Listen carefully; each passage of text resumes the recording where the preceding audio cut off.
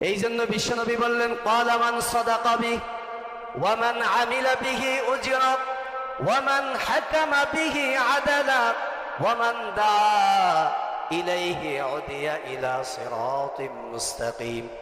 আল্লাহর হাবিব বলেন, শোনো, এই কিতাব দিয়ে যারা কথা বলবে তার কথাই সত্য। তার কারণ এই কিতাবটির রচয়িতাকারী কে? এই কিতাব দিয়ে যারা কথা বলবে তার কথাই সত্য। আর এই কিতাব দিয়ে জাস্টিস পরিচালনা যারা করবে সেই বিচারই সত্য বিচার হবে, ন্যায় বিচার হবে। আর এই কিতাব দিয়ে যারা আমল করবে তাদের আমলের প্রতিদান আল্লাহ তাআলা পরজগতে দিবেন। আর এই কিতাব দিয়ে যারা দাওয়াত দিবেন, যেই দাওয়াতের সূচনা হবে আল্লাহর এই দুনিয়ায়, শেষ হবে গিয়ে আল্লাহর জান্নাতে। বিশ্বনবী বললেন, শোনো, এমন কিতাব নিয়ে আসলাম যা শুনলেও সওয়াব, পড়লেও।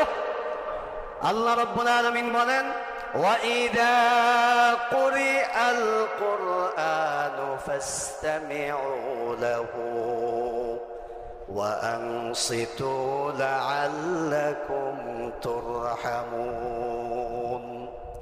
আল্লাহ রাব্বুল আলামিন বলেন, শোনো, তোমাদের সামনে যখন এই কিতাব পড়া হয়, কিতাবের অধ্যয়ন করা হয়, কিতাবের ব্যাখ্যা বিশ্লেষণ করা হয়, এই কিতাবের আলোচনা যখন করা হয়, এই কিতাব যদি পড়ো সওয়াব হবে। আবার এই কিতাব যখন পড়া হয় যদি চুপ হয়ে শ্রবণ করতে পারো, যতক্ষণ শ্রবণ করা হবে ততক্ষণ আল্লাহ রাব্বুল আলামিন ওই ব্যক্তির উপরে রহমত নাজিল করতে থাকবে। আরেকটি কিতাব পাবেন না যা পড়লে সওয়াব হয়। উদাহরণস্বরূপ বোঝায়, বুখারী, মুসলিম, আবু দাউদ, তিরমিজি, নাসাই, এইরকম বিশুদ্ধ যত হাদিসের কিতাব আছে, যদি আপনি পড়েন কোনো সওয়াব হবে না, তবে পড়ে আমল করলে সওয়াব হবে। কিন্তু একটি মাত্র কিতাব, যেই কিতাবের একটি অক্ষর তেলাওয়াত করলে আল্লাহর হাবিব বলেন ওই ব্যক্তির আমলনামায় 10টা নেকি আল্লাহ তাআলা লিখে দেন। সুবহানাল্লাহ, কি একখান কিতাব আমরা পেলাম! সুবহানাল্লাহ।